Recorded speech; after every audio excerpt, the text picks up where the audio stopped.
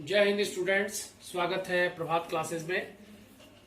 10वीं क्लास के मैथमेटिक्स में आपको बताया जा रहा था बहुपद के बारे में, और उसमें प्रश्नावली 2.2 पिछले वीडियो में हमने कुछ क्वेश्चंस को देखा था, और हम पुनः जो है रिपीट करना चाहेंगे कि द्विघात बहुपद जो होता है वह ax² plus bx plus c के रूप का होता है, और इसमें जो a, b और c हैं वह गुणांक कहलाते हैं, और इसका फैक्टर करके और शून्यक जब हम ज्ञात करते हैं तो वह शून्यक जो है वह गुणांकों से उस शून्यक का कुछ फार्मूला होता है, जो कि इस प्रकार है। शून्यकों का योगफल alpha plus beta is equal to minus b upon a, और शून्यकों का गुणनफल alpha into beta c upon a. ये जो बी होता है वह यक्स का गुणांक कहलाता है, और a जो होता है वह x² का गुणांक कहलाता है, और c जो हमारा होता है वह अचर पद कहलाता है। तो हम इसमें बताए थे कि ये क्वेश्चन जो कह रहा था आपका पहला कि निम्नलिखित द्विघात बहुपदों के शून्यक ज्ञात कीजिए और शून्यकों तथा गुणांकों के बीच संबंध की सत्यता की जांच कीजिए। इसमें हमने पिछले वीडियो में आपको 2 क्वेश्चन बताए थे। आज हम अगला क्वेश्चन बताने जा रहे हैं, जिसका जो है जो कुछ इस प्रकार है। 6x² माइनस 3 माइनस 7x, यह जो है इसको हम देखेंगे कि 6x² माइनस 3 माइनस 7x में x² को हम पहले रखेंगे, x को उसके बाद में रखेंगे। तो इसको हम इस प्रकार में लिख सकते हैं 6x² माइनस 7x माइनस 3।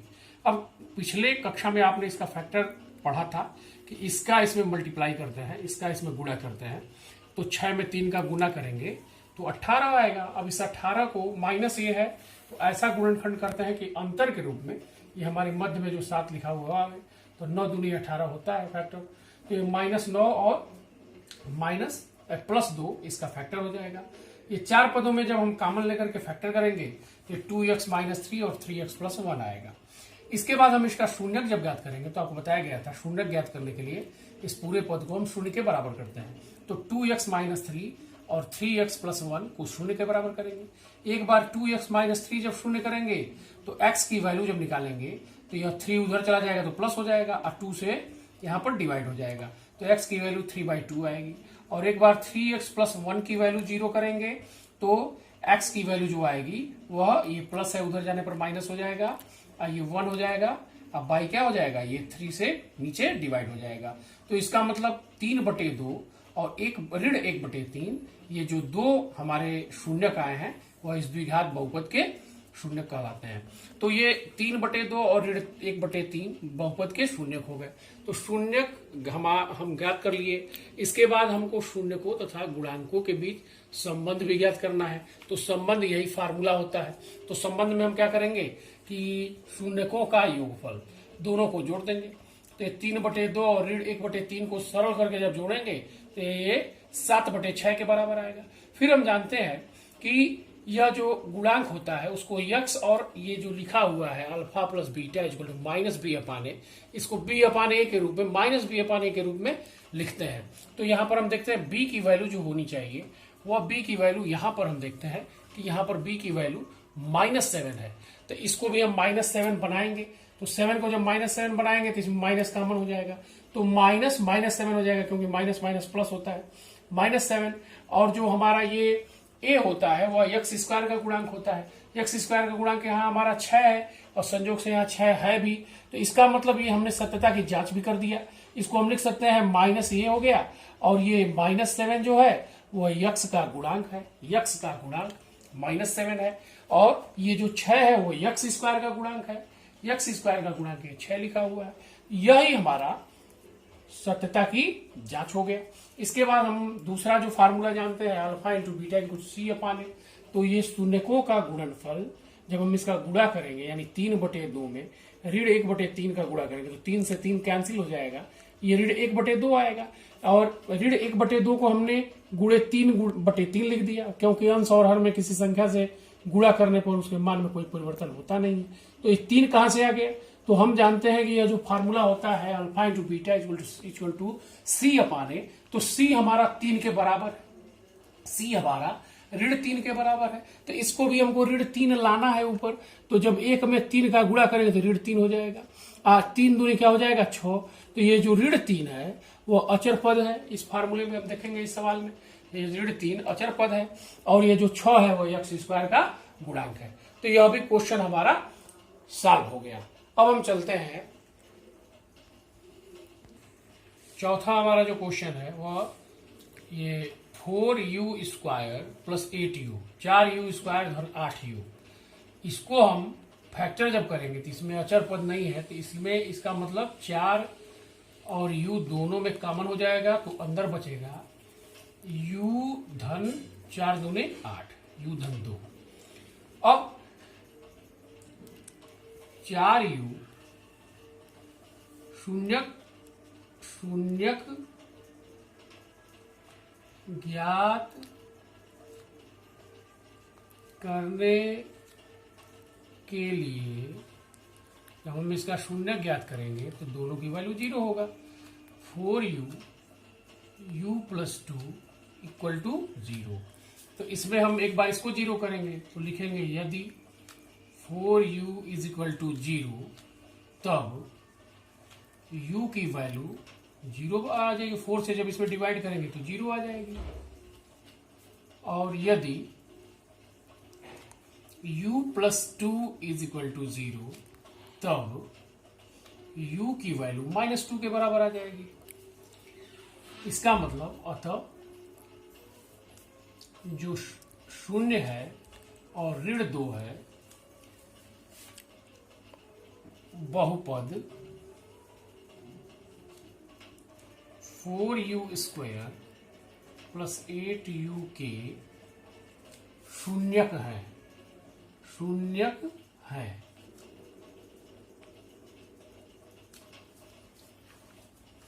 सत्यता की जांच।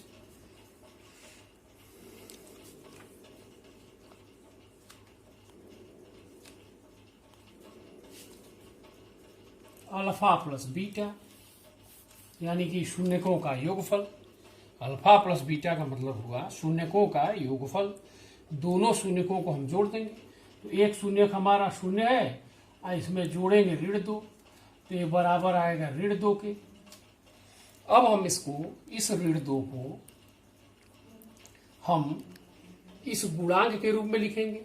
तो इस ऋण 2 को हम क्या करेंगे इज इक्वल टू ऋण 2 गुणे यहाँ पर जो b की वैल्यू है वह 8 है। तो इसका मतलब फार्मूला जो होता है -b/a, यहाँ 2 आया हुआ है तो यहाँ 8 है। इसका मतलब 4 से हम गुणा करेंगे, 4 से क्या कर देंगे भाग कर देंगे। तो यहाँ पर आ जाएगा ऋण 4 दूनी 8/4 बराबर हो जाएगा ऋण और यह जो 8 है वह b की वैल्यू है। अब b को हम कहते हैं u का गुणांक। u का गुणांक सबका बटे 4 जो है वह u स्क्वायर का गुणांक है तो लिखेंगे u स्क्वायर का गुणांक। अब हम लिखेंगे अल्फा इंटू बीटा शून्यकों का गुणनफल बराबर दोनों का गुणा करेंगे तो शून्य में जब ऋण 2 का गुणा करेंगे तो शून्य आ जाएगा। तो इसको हम कैसे लिख सकते हैं? शून्य जो है वह c की वैल्यू है क्योंकि यहाँ अचर पद नहीं है। इसका मतलब जो c का मान है वह शून्य के बराबर है। तो शून्य को हम शून्य बटे कुछ भी लिख सकते हैं। तो यहाँ पर a की जो वैल्यू है वही हम लिख दें क्योंकि फार्मूला होता है alpha into beta equal to c/a। तो a की वैल्यू यहाँ पर है 4। अब इसको हम लिख सकते हैं यह शून्य जो है वह अचर पद है। अचर पद सबका बटा ये जो 4 है वह u स्क्वायर का गुणांक है। अगला जो हमारा क्वेश्चन है, पांचवा हमारा जो क्वेश्चन है वह T square minus 15। T square minus 15 का मतलब ये हुआ कि इसमें टी स्क्वायर है, टी नहीं है। तो इसको इस रूप का यदि हम लिखना चाहें तो इसको लिख सकते हैं T square plus 0 into T, 0 into T, क्योंकि टी नहीं है तो इसको 0 इंटू टी लिखा जा सकता है माइनस 15। तो इसमें जो a की वैल्यू है वह 1 के बराबर है, b की वैल्यू 0 है सी की वैल्यू -15 के बराबर है, यह आपको ध्यान रखना है। तो यहाँ ए स्क्वायर माइनस बी स्क्वायर वाला फार्मूला लगाया गया है, इसका फैक्टर आ गया है एक ब्रैकेट में टी प्लस √15 और दूसरे ब्रैकेट में T minus √15, A square minus B square equal to होता है A plus B A minus B. तो 15 का फैक्टर √15 हो गया, जो 15 का जो स्क्वायर रूट होगा, वर्गमूल होगा, वह √15 हो जाएगा। तो शून्य ज्ञात करने के लिए दोनों की वैल्यू 0 करेंगे, जैसा कि आप जानते हैं। तो एक बार टी की वैल्यू -15 के बराबर आएगा और एक बार -√15 के बराबर आएगा और एक बार टी की वैल्यू √15 के बराबर आएगा। तो इसका मतलब -√15 व √15 बहुपद टी स्क्वायर -15 के शून्यक है। सत्यता की जांच करेंगे तो दोनों को जोड़ेंगे, तो -√15 प्लस √15 0 हो जाएगा। 0 को हम -0/1 के रूप में इसलिए लिखे हैं कि फार्मूला हमारा होता है -b/a और यहाँ पर b की वैल्यू 0 है, यहाँ पर b की वैल्यू हमारी 0 है, तो ये हो जाएगा 0 अपान, इसको 1 लिखा गया है क्योंकि 0 में 1 का जब हम डिवाइड करेंगे तो 0 ही आएगा। 1 जो है वह टी स्क्वायर का गुणांक है, 1 जो है वह टी स्क्वायर का गुणांक है। दूसरा हमारा है अल्फा इंटू बीटा, इसका जब हम मल्टीप्लाई करेंगे तो माइनस और प्लस का मल्टीप्लाई माइनस, √15 से √15 मल्टीप्लाई तो 15 आ जाएगा। 15 को हम -15/1 लिख देंगे। यह जो -15 है वह अचर पद है, -15 हमारा अचर पद है और जो टी स्क्वायर का गुणांक है वह 1 है, टी स्क्वायर का गुणांक जो है वह 1 है। तो ये हमारा अगला क्वेश्चन भी सॉल्व हो गया। अब हम आते हैं इसके अंतिम क्वेश्चन की तरफ। हमारा जो छठवां क्वेश्चन है वह कुछ इस प्रकार है, 3x² - x - 4। तो यहाँ पर 3 में जब 4 का मल्टीप्लाई करेंगे तो 12 आएगा, 4 3 12, 12 का फैक्टर करेंगे तो 4 3 12, 4 में से 3 माइनस करेंगे तो 1 आ जाएगा। इसको जब हम फैक्टर करेंगे तो यह 3x - 4 x + 1 के रूप का आएगा। अब शून्य ज्ञात करना है तो शून्य ज्ञात करने के लिए इसको 0 करेंगे। जब इसको 0 करेंगे तो एक बार यह 0 होगा तो x की वैल्यू 4/3 आएगी, 4/3, और एक बार यह 0 होगा तो x की वैल्यू ऋण 1 के बराबर आएगी। अर्थात यहाँ से हम देखेंगे कि 4/3 और ऋण 1 बहुपद 3x² - x - 4 के शून्यक है। सत्यता की जांच करेंगे, तो हमारा आएगा अल्फा प्लस बीटा, यानी हम दोनों को जोड़ेंगे तो 4/3 और ऋण 1 को जब हम जोड़ेंगे तो यह 1/3 आ जाएगा। अब हम इसको किस रूप का लिखेंगे, -b/a के रूप का। तो यहाँ b की वैल्यू माइनस है इसलिए इसको माइनस बनाएंगे, तो ये माइनस बाहर लेकर फिर अंदर माइनस करेंगे तो ये -1 आ जाएगा, /3 आ जाएगा। ये जो -1 है वह b है और जो यह 3 है वह x² का गुणांक है। तो ये हमारा आ जाएगा x का गुणांक -x का गुणांक बटे x² का गुणांक। इसी प्रकार अल्फा इंटू बीटा करेंगे, दोनों को जब हम मल्टीप्लाई करेंगे तो -4/3 आ जाएगा, ऋण 4/3 आ जाएगा। ऋण 4 जो है वह अचर पद है, ऋण 4 अचर पद है और /3 हमारा x² का गुणांक है। तो ये हमारे सत्यता की जांच हो गई। तो इस प्रकार हम प्रश्नावली 2.2 में पहले क्वेश्चन के सारे पार्ट्स को देख लिए। और यदि आपको वीडियो पसंद आता हो तो इसे लाइक और सब्सक्राइब करना न भूलें। और कुछ हम इस चैप्टर्स का बेसिक जो हमने फार्मूला अथवा इसकी परिभाषाएं बताई गई थी उसको एक बार पुनः जो है मूल्यांकन के रूप में हम देख लेते हैं। बहुपद, इसमें महत्वपूर्ण सूत्र एवं परिभाषाएं हैं, एक बार पुनः इसका मूल्यांकन करते हैं। एक घातीय बहुपद को रैखिक बहुपद कहते हैं। जैसे 5x + 2 एक घात का बहुपद है, इसमें x⁴ है तो यह रैखिक बहुपद हो जाएगा। द्विघातीय बहुपद को द्विघात बहुपद कहते हैं, जैसे 2x² + 3x + 4। तीन घातीय बहुपद को त्रिघात बहुपद कहते हैं, जैसे 3x³ + 7x² + 2x + 1।